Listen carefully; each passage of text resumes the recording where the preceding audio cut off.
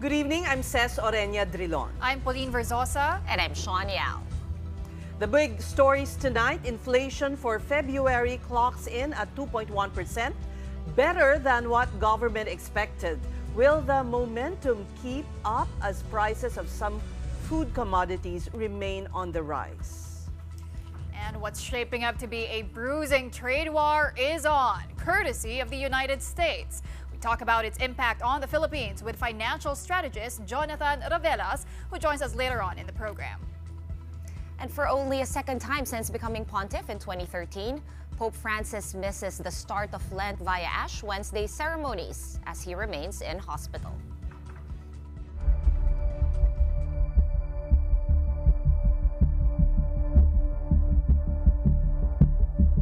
Price increases are tempering some, as seen in the latest inflation data from the month of February. And one major contributor is rice, which became cheaper after the Department of Agriculture enforced a maximum suggested retail price on it. Now the DA wants to do the same with pork, as well as other food items, which became pricier last month. Carrie Cator with tonight's big story. It's actually a surprise inflation eased in February, according to the Philippine Statistics Authority. The rising prices of goods and services tempered at 2.1% last month from 2.9% in January. The PSA said food inflation played a key role in the slowdown, especially with rice, which recorded a negative 4.9% inflation in February from negative 2.3% the month prior. The average price of regular milled rice slightly fell to around 47 pesos per kilo from 48 pesos at the start of the year. The PSA sees the maximum suggested retail price on imported premium rice as a main contributor to this development. And they expect inflation further tempering after the Department of Agriculture's intervention to lower the MSRP to 45 pesos from the current 49 pesos. That's as global rice prices are now on the decline, while the peso continues to show signs of strengthening. Another driver of low inflation, vegetables, which include tomatoes, also showing a marked depreciation in prices. From as much as 360 pesos a kilo in January, tomatoes now sell at an average of 49 pesos per kilo. Here's the dampener though. Inflation rates almost doubled for meat, including pork. From 8.4% in January, pork price hikes quickened to 12.1%. We expect for pork to have the same thing na pag nagkaroon siguro ng maximum suggested retail price, then for pork, it might lead to a deceleration or even a negative inflation. Take this public market in Mandaluyong City, where the price of pork is still at least 440 pesos per kilo. Tumataas. Mataas po talaga. Yung iba talagang tipid po talaga sila. Kahit 100 lang, okay na sa kanila, pinag-aatid. Dating 100, isang lutuan lang. Ngayon, pinagdadalawa na nila yung 100. Per the DA data, 1 kilo of pork is priced between 350 and 480 pesos in Metro Manila markets. But the agency assures this is the highest pork prices will go. Meron nang nakikita na mga pagbaba. Yung sa farm gate natin, tumaas yan to a level na 250, 260. Now we're seeing 220, 230, maximum siguro to 14. Even Malacanang is assuring of more stable prices for meat once the DA enforces the MSRP for pork on March 10. Ito po ay sinabi in particular ni Secretary Laurel.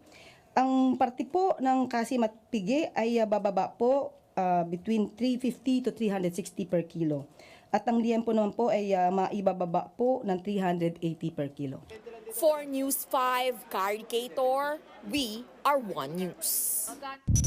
A punishing trade war has begun between the United States and three of its largest trading partners.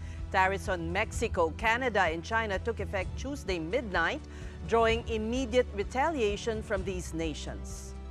Mexican and Canadian imports are hit with a 25% tariff, while duties on Chinese goods doubled to 20% from the initial 10% last month.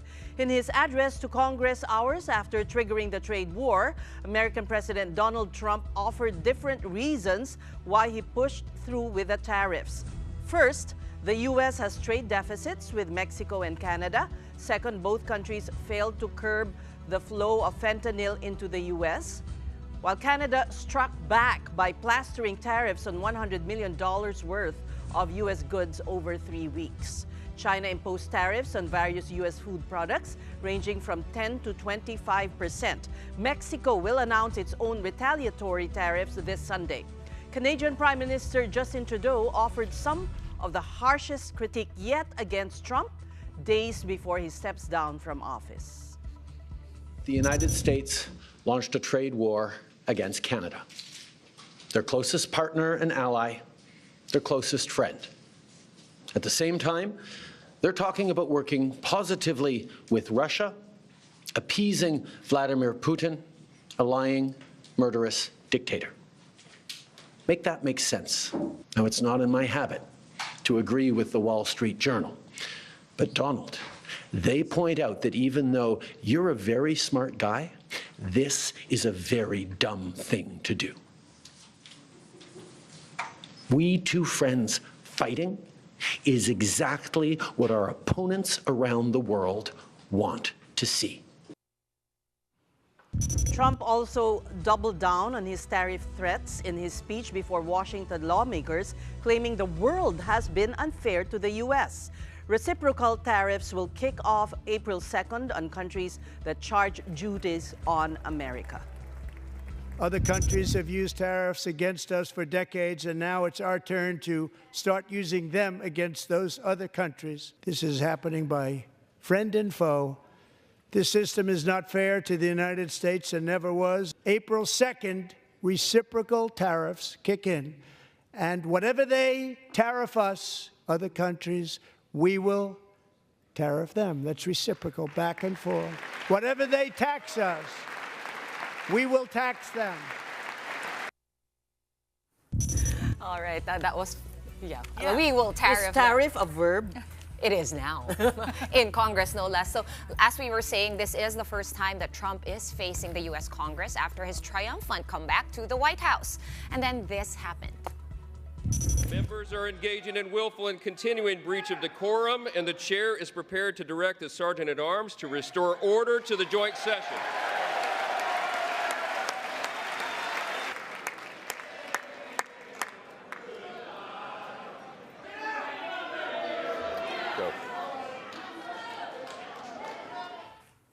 Opposition Democrats staged protests during Trump's speech by raising signs that read, quote, "False and save Medicaid." Another representative also held up a sign that read, "This is not normal." Also, in the first few minutes of that event, a Texas Democrat interrupted by shouting that Trump has no mandate cutting safety net programs. He was escorted out of the chamber. Tasked to deliver the Democrats' rebuttal, Senator Elissa Slotkin of Michigan warns of rising costs and chaotic change under the second Trump administration. America wants change, but there's a responsible way to make change and a reckless way. And we can make that change without forgetting who we are as a country and as a democracy. Grocery and home prices are going up, not down, and he hasn't laid out a credible plan to deal with either of those. His tariffs on allies like Canada will raise prices on energy, lumber, and cars, and start a trade war that will hurt manufacturing and farmers. Will the Philippines be affected or spared by Trump's wave of tariffs? To talk about tariffs, inflation, and more, we're joined via Zoom by Jonathan Ravelas, financial strategist and senior advisor at Reyes, Takandong and Company. Good evening, Jonathan. Good to see you again. Good evening, ladies. Exciting times. Yeah, indeed. Oh, well, I don't know. Will it reverberate to the Philippines, the tariff war or the trade war? Well, basically, I guess it's going to be more of a, what we will probably have is more of the secondary effects to the tariff. Mainly because if, again, as Trump would say it, if they put tariff, there's a reciprocal tariff. So most likely the impact will most likely be for other countries to offset. And a good example is China. The first time Trump said that they'll go through with the 20% in China, we saw the Chinese yuan depreciate by 0.3%.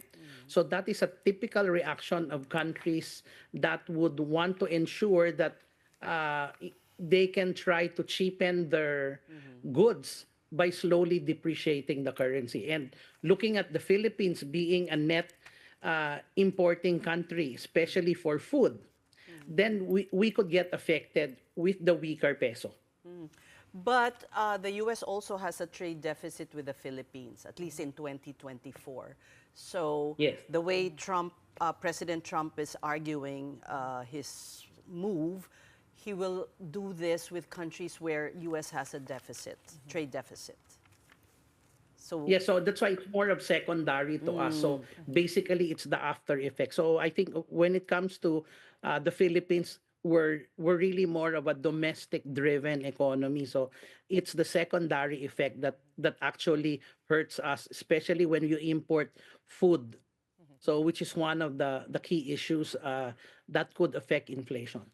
So always, we always have this saying, when the United States sneezes, the whole world catches a cold. So that's kind of, I guess, what you're trying to say. But good that you mentioned inflation, Jonas, because as usual, it is an inflation day today. And as usual, we called on you for some insights. 2.1% in February. That was lower than the BSP target. I think it was also lower than your own forecast, right? Tell us what's in between the lines of the PSA's press release today. Okay, I think one of the things is that I was actually looking at 2.9%. I feel that the impact of the prices, but what actually really brought it down is that we saw a negative 4.9% drop in rice prices. So this was actually very significant, and probably compared to a year ago, which we saw an increase of over 23%.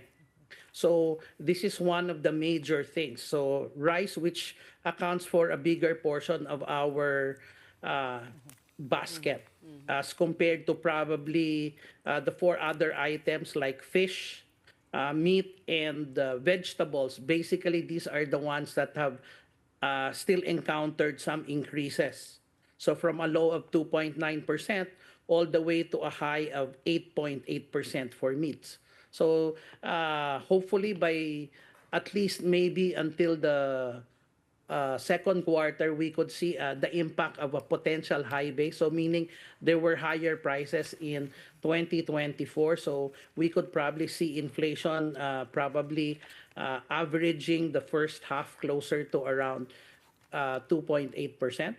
So this actually gives the idea or the potential that the BSP could really cut policy rates by 50 basis points. Thanks to the oil prices, the peso has appreciated to around 57.30.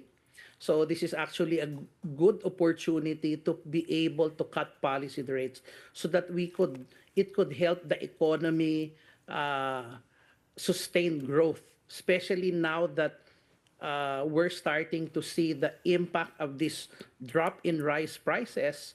This could eventually unlock consumers' spending, meaning they can shift to other potential spending, whether it's food or other discretionary items. The next question, if I may Okay. follow up quickly, Sas, no?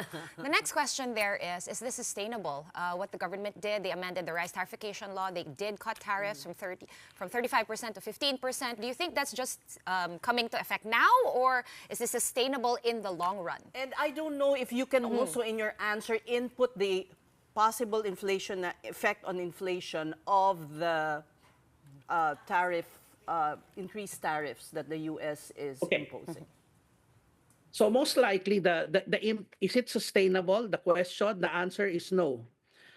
If the trade war heats up, then definitely there could be what people will call a competition among other currencies. So there could be a currency war as well, meaning most of the countries will want to continue to be selling to the U.S., which is still the biggest economy. They'll try to cheapen their currency. So in effect, that will mean a stronger dollar. That's bad for us. So Bad for us. the other thing is Trump also wanted lower fuel prices, and this is eventually happening now. And lower oil prices is actually good for us. This is positive for the Philippines. So it affects from transportation all the way to importation of food, because we eventually try it's part of it. So probably until the first half, I think it's still manageable. But if the escalation happens, the impact really is the secondary effect, meaning the peso will depreciate. And this is eventually very similar. We don't have to think if this is not going to happen. We saw this in 2017, when inflation at that time in 2016 was averaging 1.25, and in 2017 it became 2.85%, and eventually peaking in 2018 at 5.3%. While the peso depreciated from 47.72 all the way to around 52.58 in 2018. So this was the time when the Philippines went on triple B, build, which affected our trade deficit because we were importing so much. Now, we're also doing the same for infrastructure spending, but we're also importing a lot of food. So that's the problem. Well, Jonathan, given this trade war, I'm curious, which industries do you think will suffer or could also benefit from everything that's happening? Okay, I think most likely those that will get affected are those with a lot of dollar loans. So companies that have dollar exposure will greatly be affected. However, since we're continuing infrastructure program, this is actually positive for the likes of tourism. Weaker peso is good for tourism. So it will also be good as we do infrastructure spending. It's still good for real estate. So you can talk about hotels. At the same time, expansion plans will eventually attract manufacturing. So those are sectors that could benefit if we continue to do well. And I hope what happened to the bridge in Isabela is not, it's just a fluke. There will be no fears about substandard infrastructures. So, but if we're able to do it right, along with the impact of the IRR, the implementing rules and guideline of Create More, and the ease of doing business, should be able to attract those foreign direct investments when the peso is weaker. Okay, Jonas, you mentioned the triple R. That was actually going to be my next question to you. Recently, the BSP cut the triple R. This is the reserve requirement ratios for banks. This is what makes our banks super healthy, even too healthy, some economists may argue. But now it's down to 5%. You know, I remember not too long ago, maybe less than 10 years ago, it was at 20%. This much liquidity being released so fast into the market, are you seeing that being inflationary as well? Well, basically, I guess you need to understand that our economy now, compared to probably in the 1990s, where the triple R was at 25%. So that's the time I started working.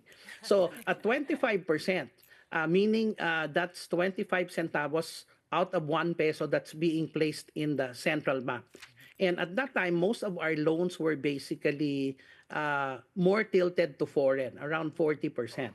So now that we're on the other side, 80% of our loans are domestic, meaning on the part of government.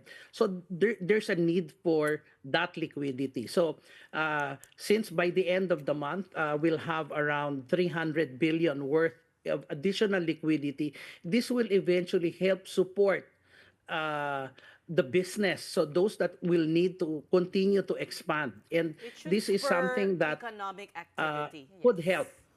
It should spur economic activity. Yes. Along with that rate cut. So now that you said that the BSP cut is looking to be more possible, around when would be the next question to that? It should have been done last December. If you recall my interview, I was actually looking at 50. I believe that they should have done it at that time, but I would expect that they'll probably do it as early as April. Okay, now this might be, again, no, just for everyone to know that this might be a little bit alarmist, but we just wanted to know, just because basing off of Trump's speech in front of the U.S. Congress, joint houses, he mentioned, you know, killing the CHIPS and Science Act of 2022, which was passed under the last administration, under Joe Biden. If it comes to pass, big if, how will this impact us? Because that is like a huge subsidy as well. And semiconductors are our top exports. Yeah, so that's going to be a challenge, no? Of course, especially now that recently the biggest chip company maker in Taiwan has already invested in the U.S.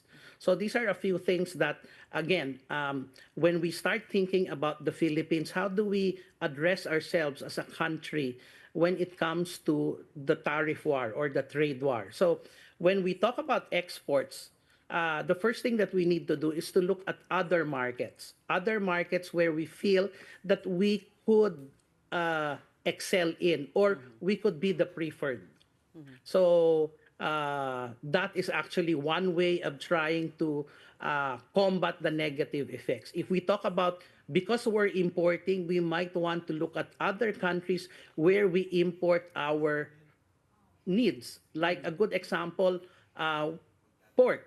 We import pork from Argentina and Brazil. Although we are also importing from the likes of Germany. So when we talk about exports, which are like humans in terms of OFWs, which there are a lot of risk for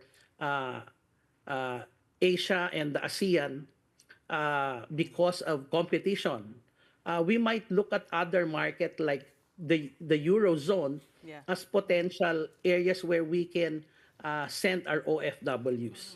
Okay, so go ahead, Jonathan. Yeah, so these are, I think we have to start looking at trade alternatives other than just, you know, focusing on just one market. We have to broaden our horizon. Now, the other thing is start looking internally where we are going to be able to get our raw materials.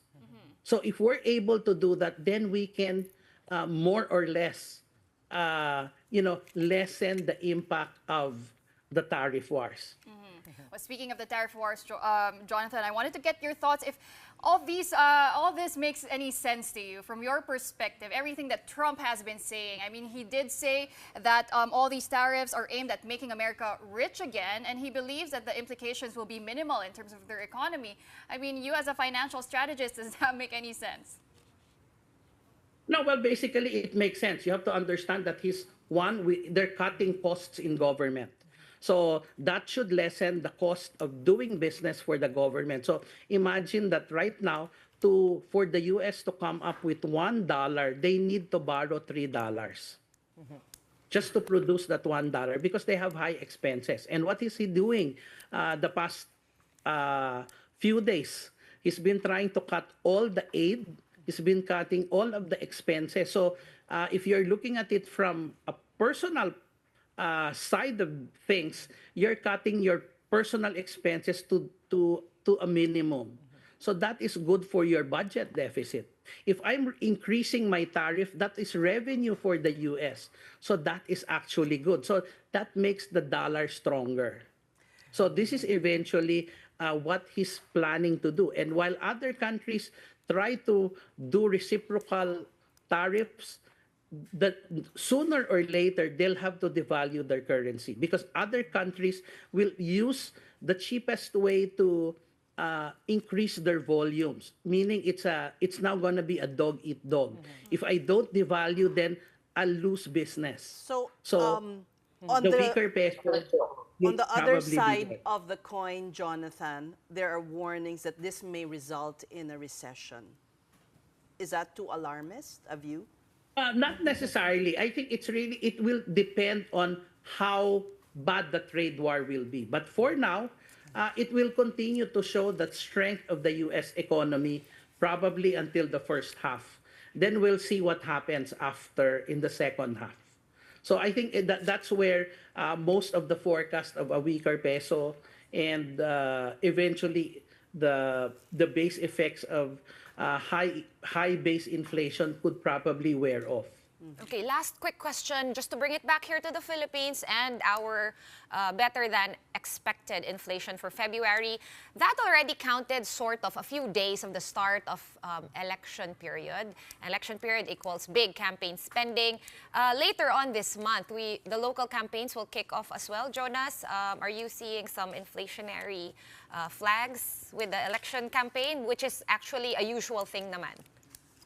No, I don't see the election spending to be as big because remember, this is just a midterm election. This is not a presidential election. But the tailwinds of this election should help support the growth that the government is trying to look at, which is around close to 6%. This year, I'm actually looking at 5.8% as a target. No, this could probably be the third year that we will probably miss the 6%. Again, the challenges are more external rather than internal. Okay. All right. Jonathan Ravelas, financial strategist and senior advisor at Reyes, Tacandong and Company. Thank you so much for your insights this evening. We're going to take a quick break, but coming up next, from Rome to the Philippines, Catholics around the world mark the beginning of the Lenten season with special prayers for their Pope. All that and more when we return. Keep it here on One News.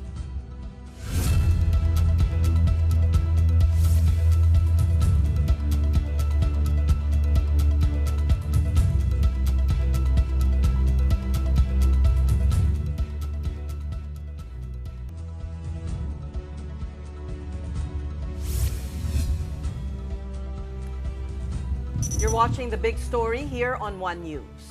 The Philippine Air Force has grounded 11 fighter jets as it investigates the crash that killed 2 of its pilots in Bukidnon. The FA-50 fighter jet that went missing Monday midnight was found completely wrecked on Mount Kalatungan in the town of Talakag. The names of the fatalities have been withheld. Rescuers were able to find the victims around 9 this morning through the pilot's emergency transmitter and locator beacon. The FA-50 is a supersonic light combat aircraft with night vision capability and one of the Air Force's most modern equipment to date. And this incident happened in the middle of tactical night operations against rebels when it disappeared. Now, the Air Force wants to find out if the crash was caused by human or mechanical error. Right now, it's hindi pa natin ma-conclude.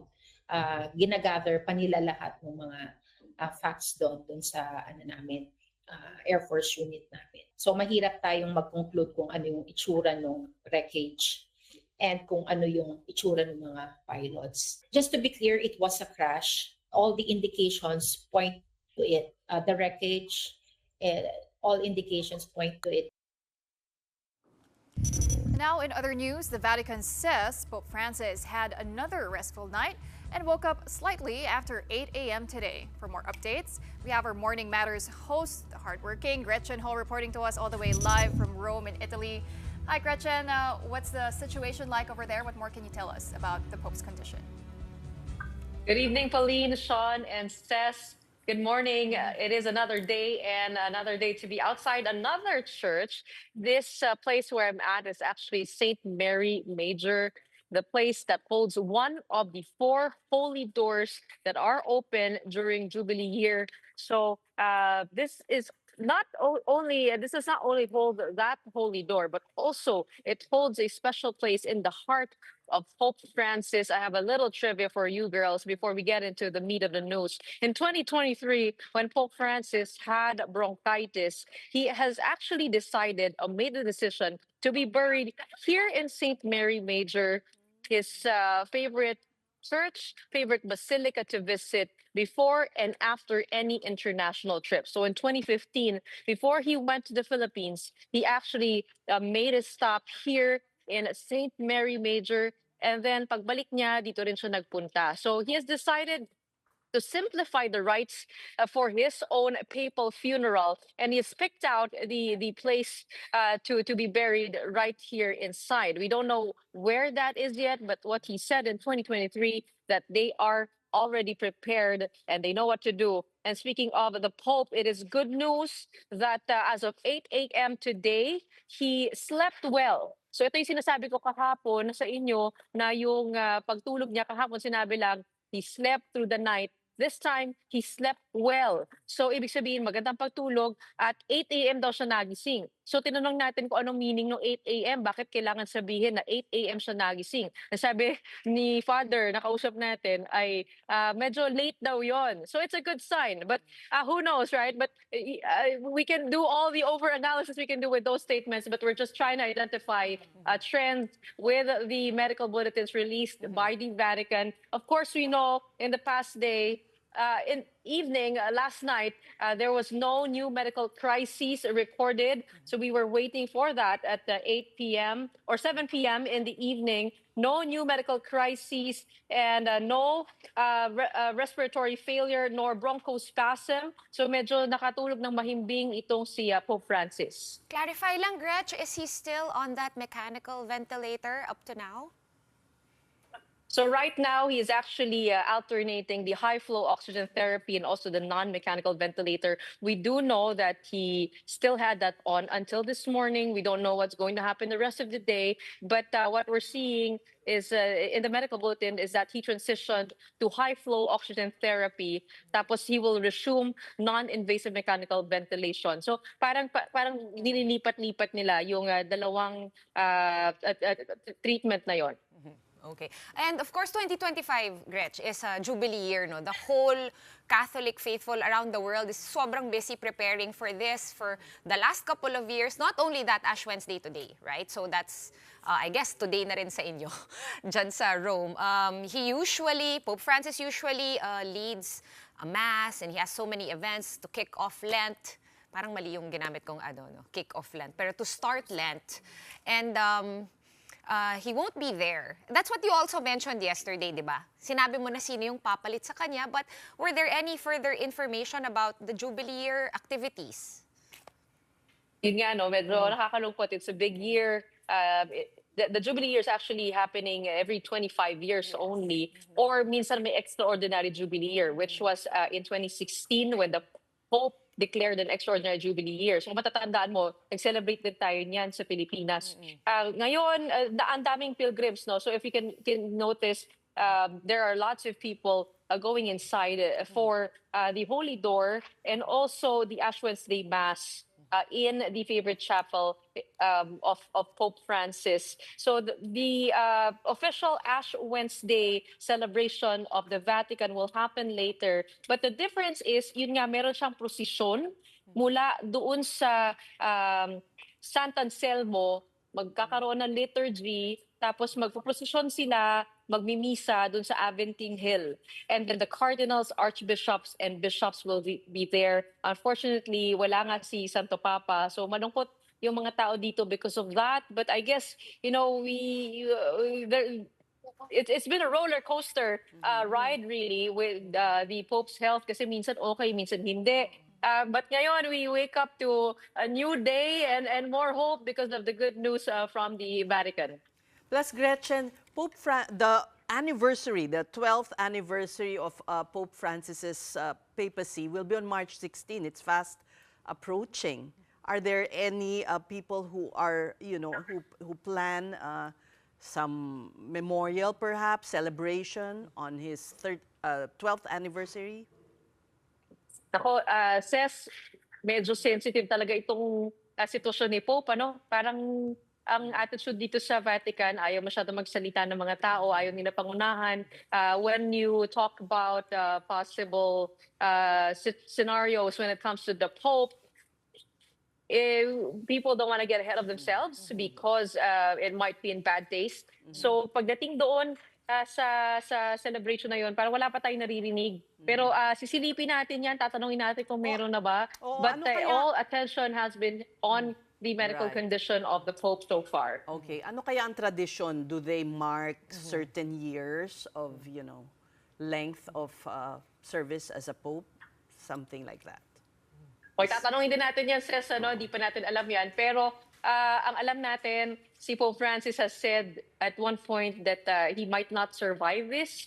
So yun din yung yung isa sa mga nasa isipin ng mga tao. Pero kahapon nakausap natin actually si Ambassador Myla Makahilig, na Philippine Ambassador to the Holy See. And there are some rumors around here that there are speculations that a resignation might be in the offing because dumating yung Secretary of State na si Pietro Parolin, yung second in command ni Pope Francis, sa kanyang papal apartment sa Gemelli Hospital no Sunday. If you take a look at that that whole thing, Sunday is the busiest day for the church, and yet the Pope received the Secretary of State. So sinasabi nila na baka katulad daw ni Pope Benedict noon, yun din yung nangyari kay Pope John Paul II nung nagkasakit siya. Ang daming mga haka-haka. But there's no discussion yet that I'm hearing over the anniversary. I will get to that though. I will ask around if meron nga bang pinaplano ang simbahan. All right. Well, thank you very much for giving us updates once again all the way there from Rome. That was Morning Matters host Gretchen Ho. And speaking of Ash Wednesday, churches across Metro Manila held masses today to usher in the Lenten season. Let's take a look at a few of them. At Baclaran Church, long lines of churchgoers formed outside to receive ashes from nuns. At St. Peter Parish Shrine of Leaders along Commonwealth Avenue, parishioners remained indoors to receive ashes from priests and lay ministers. And in Quezon City, United Methodist pastors brought the tradition to commuters and motorists, administering ash on their foreheads at a busy EDSA intersection. All right, time to pause for another quick break. Right after that, Senate President Ces Escudero is not changing his mind about the timeline for Vice President Duterte's impeachment trial. This is amid growing calls to rush the proceedings. We have the details next. Keep it here.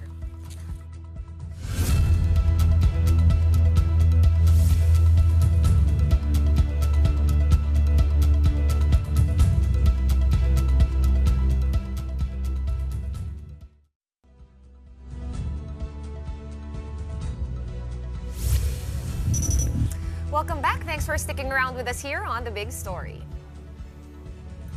Senate President Ces Escudero dismissed calls to fast-track Vice President Sara Duterte's impeachment trial, stressing the need to follow legal procedures. In a statement released to reporters, he says, "No amount of signatures will amend the law nor convince me," that's Ces Escudero speaking, "to violate it by convening the impeachment court. The law is not bendable." Escudero's remarks come after Faith Contra Abo launched a campaign to gather 1 million signatures monthly to urge the Senate to expedite the proceedings. For her part, Senator Amy Marcos said there are different interpretations of the word forthwith in the Constitution, which has raised legal questions. She also said that her relationship with the Vice President remains okay. Senate President Ces sent us the timeline, no? Although there are those among us, like the minority leader, who think it should be done earlier. The argument involves a single word in the Constitution, which is forthwith.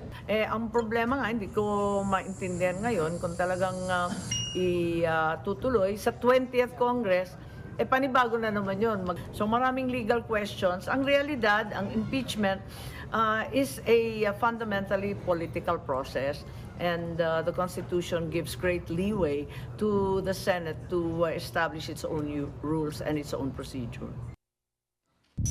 Meantime, Senate Minority Leader Coco Pimentel reaffirms his stance on proceeding with the impeachment immediately. For now, Escudero proposes to begin the trial on July 30 or with the new senators in the 20th Congress. Nagmamadali actually ang Constitution. Yung forthwith. Yes. Wala naman yan sa bokabularyo ko eh. Ang Constitution po ang nag-uutos sa Senado. So lahat kaming 23 na senador ngayon, dapat yan ang aming nararamdaman. Na yan ang utos ng Constitution sa amin na kumilos na agad.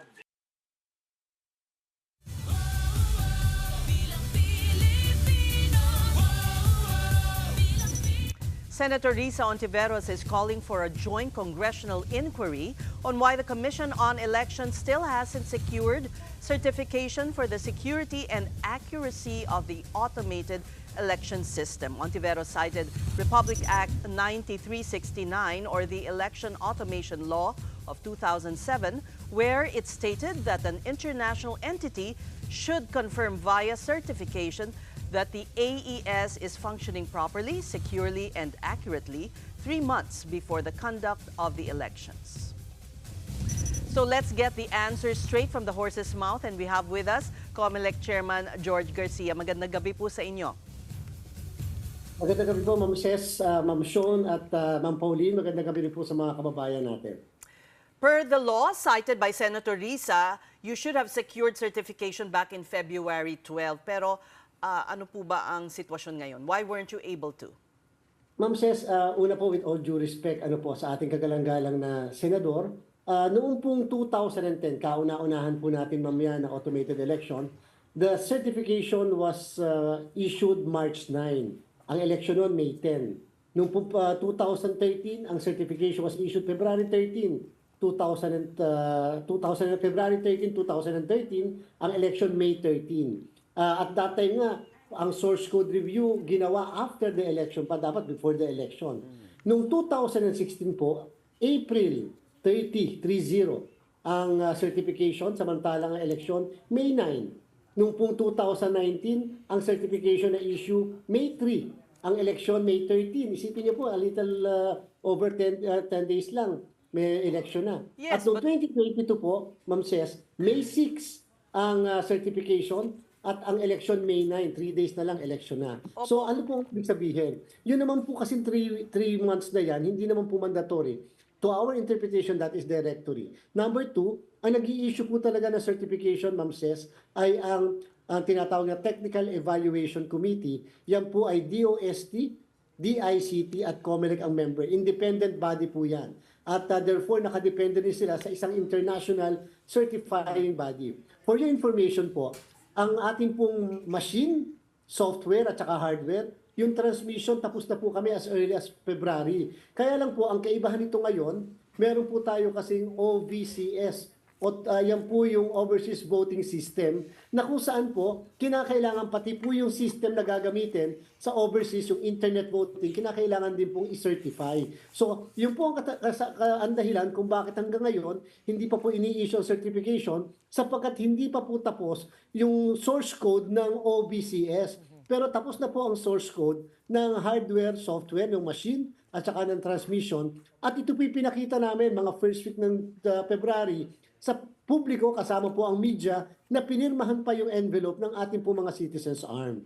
So, ganito na lang, Commissioner, kailan po, Chairman pala, kailan po natin maaasahan na lumabas itong certification with the delays? Are you looking at any specific timeline?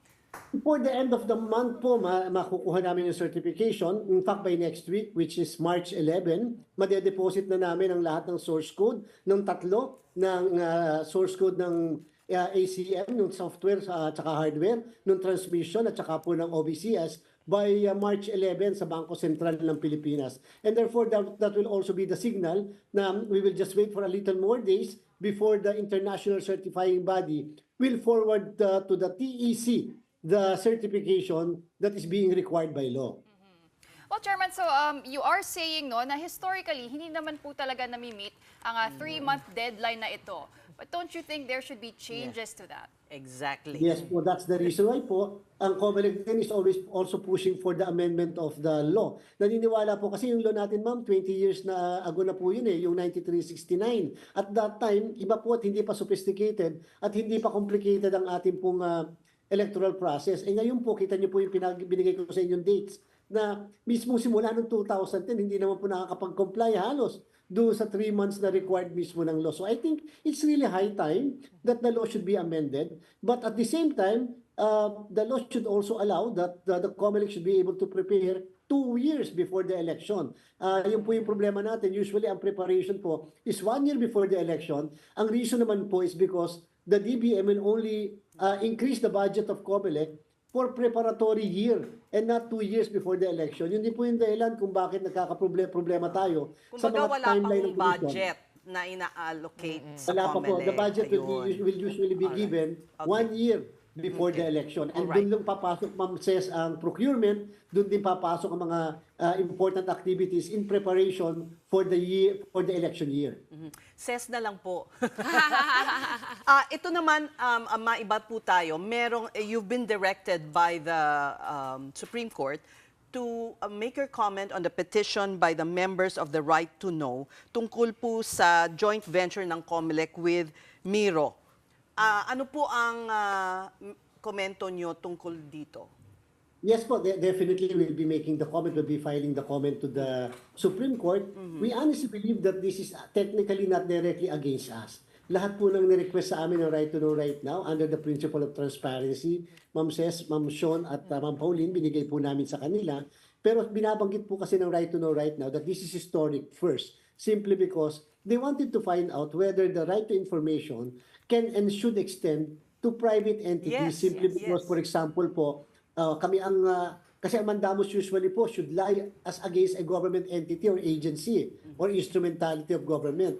But how about yung mga kadil o yung mga supplier, provider mismo ng government agency? Should that mandamus be likewise extended to them? Kasi po kahit tingnan natin yung rules, yung mga decision ng Supreme Court, laging against lang po sa government. So kami po, we are very much willing to support this initiative simply because we have been providing them with all the documents they wanted from the Commission since nagkaroon po tayo ng change of leadership dyan sa COMELEC. So there should be more transparency.